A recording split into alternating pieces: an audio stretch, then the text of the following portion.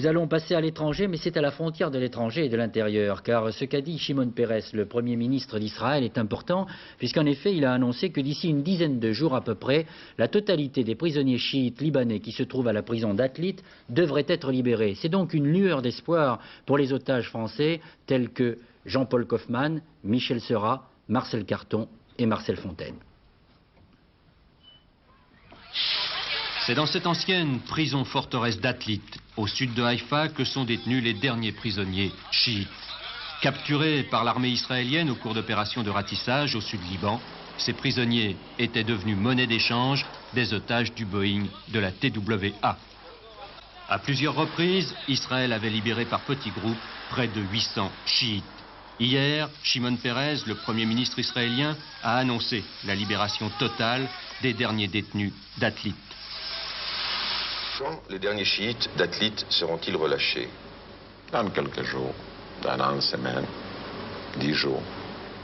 Ça va tomber.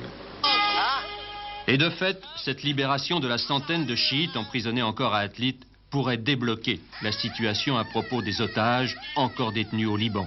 Et surtout, la libération peut-être des 4 Français, Jean-Paul Kaufmann, Michel Seurat, Marcel Fontaine et Marcel Carton. Car Nabi Berri, le leader chiite, a toujours posé comme condition à la libération de ses otages la remise en liberté de tous les détenus. Un espoir que partage Madame Kaufmann. La seule promesse qui nous était faite pour Jean-Paul et Michel, c'était après la libération des otages de la TWA, les ravisseurs ont dit on libérera Kaufmann et Seurat quand le dernier prisonnier d'Atlit sortira. Et cette promesse m'a été encore répétée la semaine dernière. J'ai vu très longuement le docteur Béraud, qui était de passage en France et qui est le second du mouvement Amal, et qui m'a dit à chaque fois que nous avons contact avec les ravisseurs, à chaque fois ils nous disent Kaufmann et Seurat sortiront avec le dernier prisonnier d'Atlit.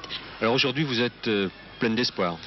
Bien sûr, nous sommes pleins d'espoir. On a toujours dit qu'on ne voulait pas se livrer à ce marchandage d'otages, mais malgré tout, c'était notre espoir le plus proche, c'était en tout cas celui-là. Et si ça ne se fait pas, c'est que je crois qu'on ne peut plus avoir confiance du tout dans ce que disent et les ravisseurs et le mouvement Amal.